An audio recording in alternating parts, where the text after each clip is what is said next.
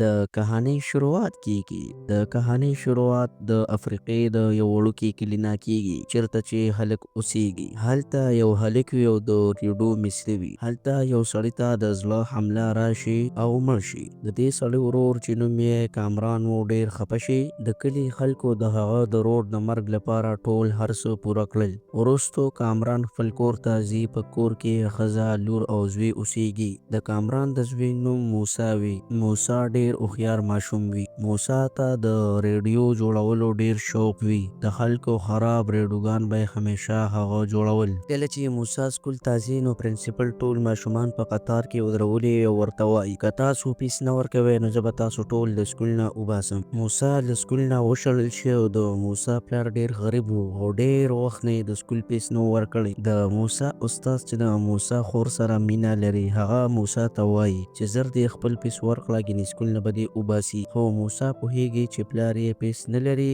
او د موسی مور غواړي چې موسی د نور کارونه هم کوي. خو موسی یوازې د زده کړه کولو سره شوق لري. د شپې چې کله کتابونه ګوري نو تیاره شوه. مور ته وایي چې ډیویله لږ تیل راوړه. خو مور ورته وایي چې موږ ستا د مطالعې لپاره تیل نه درکوو او دا به موږ د کور کارونو لپاره ساتو. بل سبا له سکوله وروستو موسی د کثافتونو ځای ته ځي.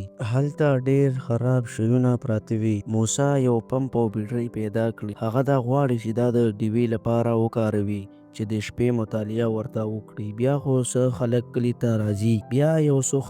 ته راځي او هغوی ته وایي موږ به تاسو له پیسې درکړو خو تاسو به په بدل کې دغه د خپل کلي ټولې اونې کټ کړئ. د کلي مشر ورته وایي که ونې پرې شي نو زموږ ټولې ځمکې به د سیلاب لاندې شي. مشر نه مني خو ډېر خلک د پیسو دپاره دستخط یې کوي ځکه چې په کلي کې غریبي ډېره زیاته وي. زر زر د ونو پرې کول شروع شي. په همهغه شپه موسی خپل پلار ته وایي زما د سکول فیس لپاره پیسې راکړه. پلار یې ورته وایي زه اوس پیسې نه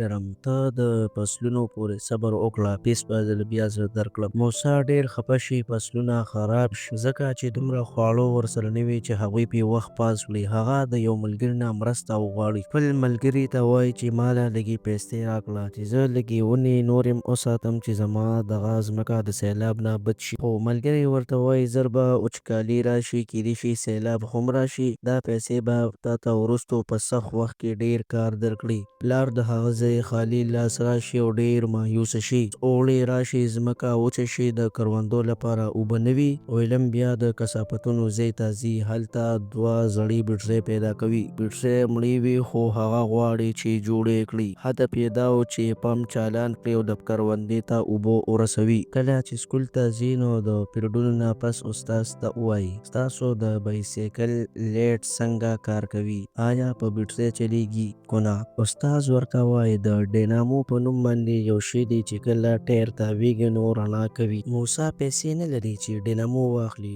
نو پوښتنه کوي آیا زه یو ډینامو پخپله جوړولی شم؟ استاد ورته وایي په کتابونو کې داسې کتابونه شته چې په هغې کې دغه سبق هم شته. خو موسی کتابونو ته نشي تللی ځکه هغه فیس نه دی ورکړی. موسی بیا استاد ته وایي. بیا موسی یو پلان جوړ کړي او په استاد باندې الزام ولګوي چې زه په تا پوهېږم چې ته زما خور ته راځې خو ما ته کتابونه راکړه ګینې دا راز به زه ستا ښکاره کړم. استاد مجبوره شي هغه موسی ته کتابونه ورکړي. هلته موسی د انرژي په اړه کتابونه پیدا کوي او لوستل یې شروع کوي. موسی داسې وسایل پیدا کړي چې ورسره یو بیټرۍ ډینامو جوړ شي. د کلي مشر د خپلو خلکو د ستونزو او د مشکلاتو او د پیسو د نشتوالي بیان کوي. او هغه ولسمشر داسې وي چې هغه صرف د خلکو نه رای واخلي او د خلکو د مشکلاتو پروا نه لري. د موسی د پلار اوس یقین پیدا شي چې څوک هم چا سره مرسته نه کوي. هر څه به پخپله کوي. هغه خپل فصلونه وګوري ډېر لږ پیدا شوي وي. یوازې د 2 میاشتو لپاره خوراک ورسره وي. وروستو به څه کوي هیڅ نه پوهیږي. بیا په ریډیو کې اعلان وشي چې د غلو په بیو کې نوره هم اضافه وشوه. خلک ډېر زیات خفه شي خو حقیقت دا وي چې دا د حکومت فساد دی. چارواکي دروغ وایي او خپلې پیسې خوري. موسی پلار د مخالف ګوند سره یوځای شي او د حکومت پر ضد مظاهرې شروع کړي. وروستو حکومت 2 لارې غلې د کلي خلکو ته راولېږي او ورته ورته وایي چې په کم قیمت پې خرڅوي. د موسی مور هغه ته لږې پیسې ورکړې، ورته وایي زویه لاړ شه او لږه غله راوړه. موسی د اخیستلو لپاره لاړ شي، خو په همدې وخت کې ځینې خلک د دوی کور ته راشي او هغه غله غلا کړي چې د خپل فصل نه یې ساتلې وه. اوس د موسی کور د یوې دانې غلې نه هم خالي شي. لږ وخت وروسته موسی د خوراک توکو سره کور ته راشي، پلار یې هم راشي او وایي اوس به یوازې په ورځ کې یو ځل ډوډۍ خورو چې لږ خواړه مو د څو ورځو لپاره بس شي. ټوله کورنۍ ډېر زیاته بېوسه ده او حکومت هم مرسته نه کوي او باران هم نه کېږي. یوه شپه موسی خپلې خور ته وایي چې زه پوهېږم چې ته زموږ استاد سره مینه لرې، هم چې د هغه نه ډینامو راوړم او هغه به د غیبم سره وتړم او خپله کرونده به پې اوبه کړو. خور یې هېڅ ځواب ورنکړي. بله ورځ کله چې موسی د لرګو سره کور ته راشي، ګوري چې خور یې له کوره وتلې وي. د موسی مور او پلار ډېر زیات خفه وي. موسی د خور کوټې ته ځي، هلته ډینامو پرته وي کوم چې د استاد د بایسکل نه رااخیستې وي. موسی دا ومني چې خور یې زما استاد سره تښتېدلې ده. اوس موسی او د هغه ملګري ډینامو د بادمیل سره وتړي، دوی راډیو چالان کړي، ټول خلک خوشحاله شي. بیا دوی د کثافاتو ځای ته ځي او ډېر سامانونه پیدا کړي. خو موسی د اوبو پمپ چلولو لپاره یو لوی بادمیل پکار وي او دې دپاره بایسکل هم پکار دی. موسی خپل پلار ته وښیي چې څنګه د کوچني بادمیل او ډینامو سره راډیو چالان کړي. پلار یې حیران شي. بیا موسی وایي پلارجانه زه غواړم یو لوی بادمیل جوړ کړم چې د اوبو پمپ چالان کړي، په دې سره به زموږ ټولې کروندې اوبه شي، خو د دې لپاره ستا بایسکل پکار دی. کله چې موسی خپل پلار ته وویل چې بایسکل راکړه، پلار یې ډېر زیات غوسه شي او د موسی بادمیل مات کړي او ورته ویې ویل تاسو بې ګټې کار کوئ. موسی له پلار سره کرونده کې کار کوي. کله چې موسی کور ته راغلی، ولیدل چې د کلي ډېر خلک له کلي وځي، خو موسی خپلو ملګرو ته وویل موږ به نه ځو، موږ به یو لوی بادمیل جوړ کړو چې زموږ کروندې په هر موسم کې اوبه کېږي. موسی له خپلو ملګرو سره د پلار ځای ته لاړ. هغوی د پلار نه بایسکل وغوښته، خو پلار یې بایسکل ځان سره وړی و.